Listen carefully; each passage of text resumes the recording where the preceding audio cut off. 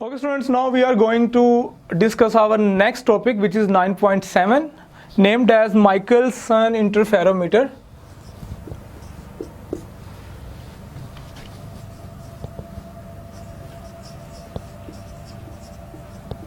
Michelson interferometer.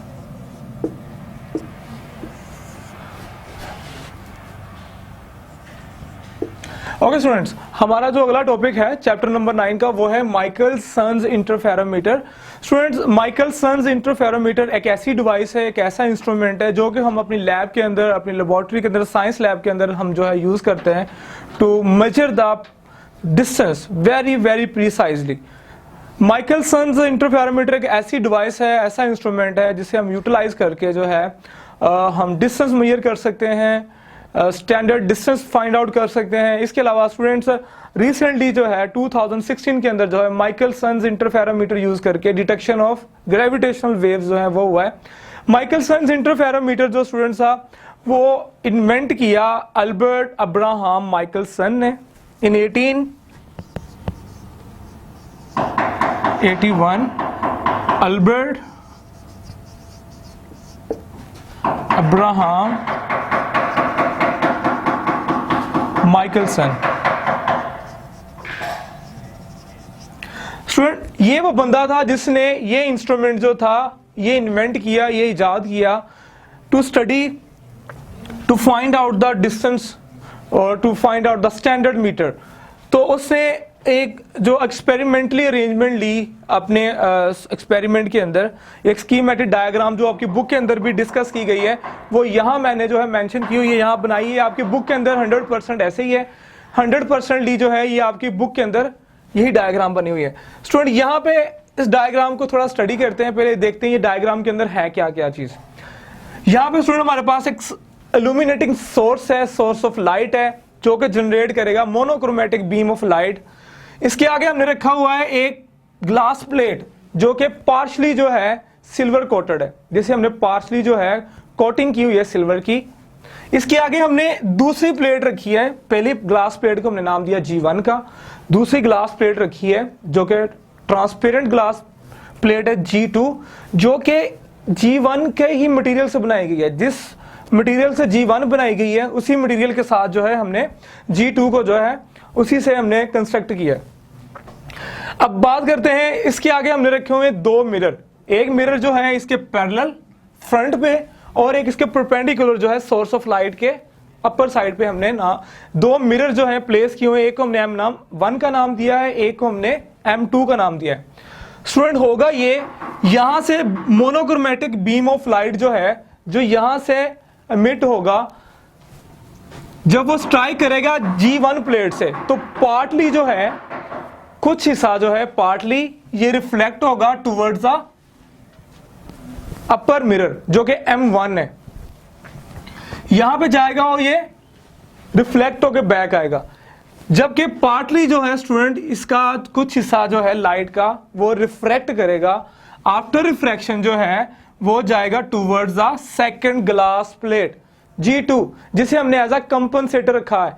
G2 का function यहाँ पे इसलिए है स्टूडेंट के G2 as a compensator path के तौर पे हम यूटिलाइज करते हैं ताकि हमारा फेज डिफरेंस ना आए, ताकि लेंथ पाथ जो है दोनों बीम का G1 से जो रिफ्लेक्ट हो रहा है और G2 से जो रिफ्लेक्ट हो रहा है उन दोनों का सेम रहे, यानी लेंथ पाथ में डिफरेंस ना आए, फेज डिफरेंट ना हो, इसलिए हमने कंपनसेटर के तौर पे जो है G2 जो है यूज किया। इसका फंक्शन यही है। यहाँ पे यहां से बीम ऑफ लाइट रिफ्रैक्ट होगा, वो रिफ्रैक्ट होके मिरर M2 से रिफ्लेक्ट बैक आएगा और यहां से दोबारा रिफ्रैक्ट होगा। अब स्टूडेंट होगा ये कि जो बीम अपर साइड पे गया था इसके दरमियान और मिरर के दरमियान जो लेंथ पाथ है उसे हमने L1 का है, जबकि इस बीम ऑफ लाइट को हमने I का नाम दिया।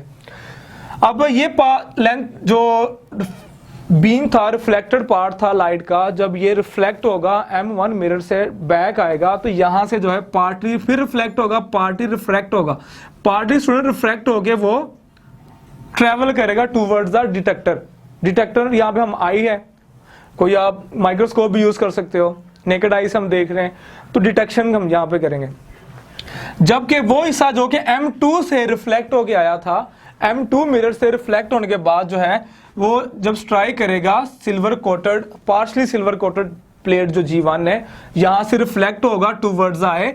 तो स्टूडेंट ये दोनों बीम जो है यहां पे आगे जब रिफ्लेक्ट करेंगे और यहां पे आगे इंटरसेक्ट करेंगे, इंटरफेरेंस होगी, तो ये इंटरफेरेंस पैटर्न जो है हम आई से डिटेक्ट कर पाएंगे। तो दो बीम जो है कोहेरेंट बीम ऑफ लाइट, एक जो M1 की तरफ गया, दूसरा M2 की तरफ गया। हाँ, यहां पे एक चीज और कि इस ग्लास प्लेट से मिरर M2 तक जो लेंथ पास हमने L2 लिया हुआ है, जबकि हमारे पास जो सेकंड बीम ऑफ लाइट है उसके लिए हमने I2 से रिप्रेजेंट किया है। अब ये दोनों बीम जब स्टूडेंट इंटरफेयर होते हैं, इंटरफेरेंस करते हैं कंस्ट्रक्टिवली और डिस्ट्रक्टिवली, जो हमें ब्राइट डार्क फ्रिंजेस के फॉर्म में जो पैटर्न नजर आएगा वो कुछ इस तरह होगा। सेंटर पॉइंट हमारे पास ब्राइट होगा और consecutively dark bright, dark bright, dark bright जो है हमें फ्रिंजेस पैटर्न नजर आएगा। तो स्टूडेंट एक्चुअली ये है कि हमारा जो प्रैक्टिकल जो है इंटरफेरोमीटर है, माइकलसन इंटरफेरोमीटर है, उसके अंदर हमने जो M1 मिरर होता है एक्चुअली ये मूवेबल होता है। M1 को हम मूवेबल बनाते हैं और जब इसको हम मूव करते हैं, इसको परपेंडिकुलरली जो है to the source of light या बीम ऑफ लाइट जो है, जब इसे हम मूव करते हैं तो फ्रिंज शिफ्टिंग होती है। हमारी जो फ्रिंजेस बन रही हैं ये शिफ्ट होना शुरू होती हैं।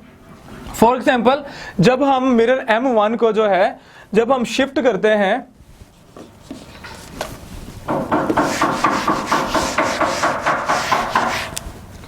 M1 मिरर को स्टूडेंट जब हमने शिफ्ट करना है λ/2, तब जो फेज शिफ्ट होना है वो डबल हो जाएगा, डबल इफेक्ट होगा, वो होगा लैम्डा। इसी तरह अगर हम इसको शिफ्ट करते हैं λ/4, अगर स्टूडेंट्स हम λ/4 शिफ्ट करते हैं तब हम क्लियर डिफरेंस कर सकते हैं between bright and dark fringes, between constructive and destructive interference. क्योंकि जब हम इसे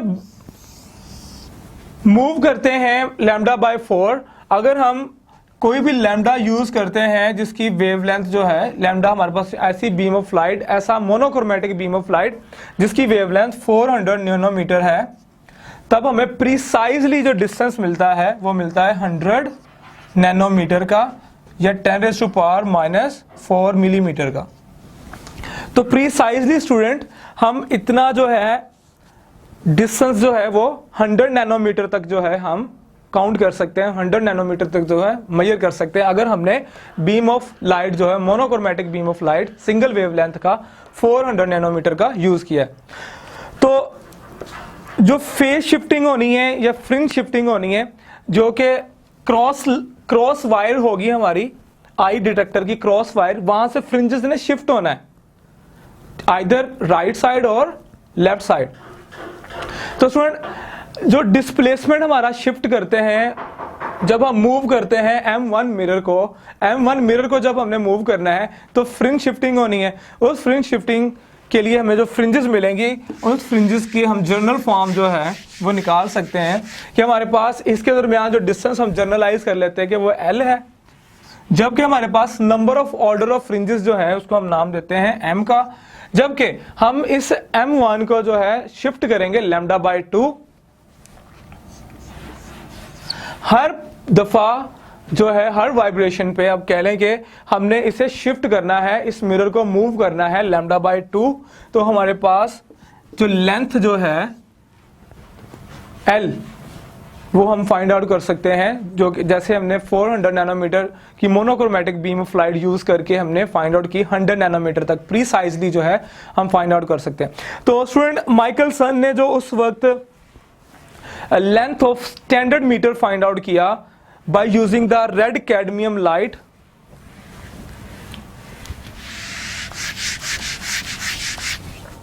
bye using red cadmium light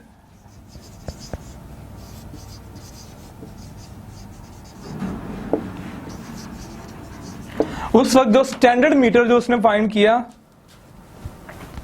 वो इक्वल था हमारे पास 1553 1635 के, यानी कि ये हमारे पास इतनी वेवलेंथ के इक्वल स्टैंडर्ड मीटर जो था, दिस इज स्टैंडर्ड मीटर,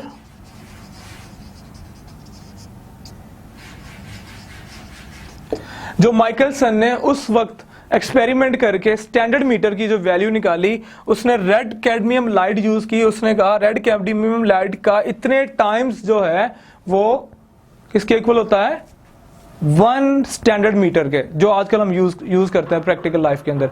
तो स्टूडेंट ये था माइकलसन इंटरफेरोमीटर। इसकी और भी बहुत सारी जो है फॉर्म्स है, प्रैक्टिकली जो है जब साइंस लैब के अंदर इसे हम यूटिलाइज करते हैं, डिफरेंट पर्पसेस के लिए इसे यूटिलाइज किया जाता है। तो इसकी प्रैक्टिकल फॉर्म के अंदर जो है डिफरेंट इसकी शेप्स हैं, जहां पे हम अपनी रिक्वायरमेंट के मुताबिक एडजस्ट करते हैं इन मिरर्स को, और इसके अंदर जो डिटेक्टर होता है अपनी रिक्वायरमेंट के मुताबिक जो है, अकॉर्डिंग टू आवर रिक्वायरमेंट जो है इसे यूटिलाइज किया जाता है। जैसे कि आपकी बुक जो है उसके अंदर पेज नंबर 203 के अंदर इसकी डायग्राम दिखाई गई है, इसकी फोटोग्राफ दिखाई गई है माइकलसन इंटरफेरोमीटर की।